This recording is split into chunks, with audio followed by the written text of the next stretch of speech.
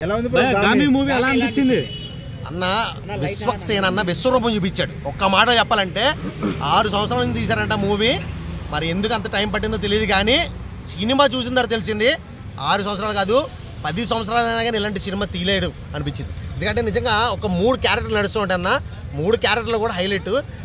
మన విశ్వకన్నా విశ్వరూపం చూపించాడు. అసలు ఆ గుండు క్యారెక్టర్ అయితే మాత్రం నిజంగా స్టార్టింగ్ అసలు ఆయన ఎవరో తెలుసుకోవడానికి ఆయన హిమాలయాకి వెళ్ళడం, అఘోరా అవ్వడం, అబ్బాబ్బా నిజంగా చాలా అంటే చాలా బాగా నచ్చింది. అసలు అఘోరాలు క్యారెక్టర్కి విశ్వక్సేన్ చేయడం అనేది హైలైట్.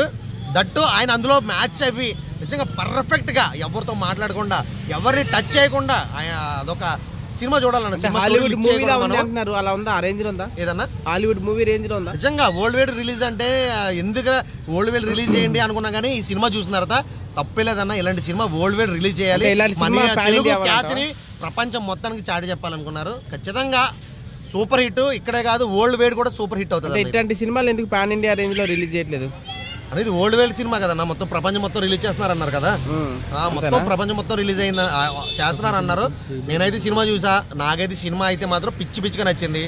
సూపర్ అంటే సూపర్ అనిపించింది. అది విశ్వక్సేన్ అన్న విశ్వరూపం చూపించాడు అంతే.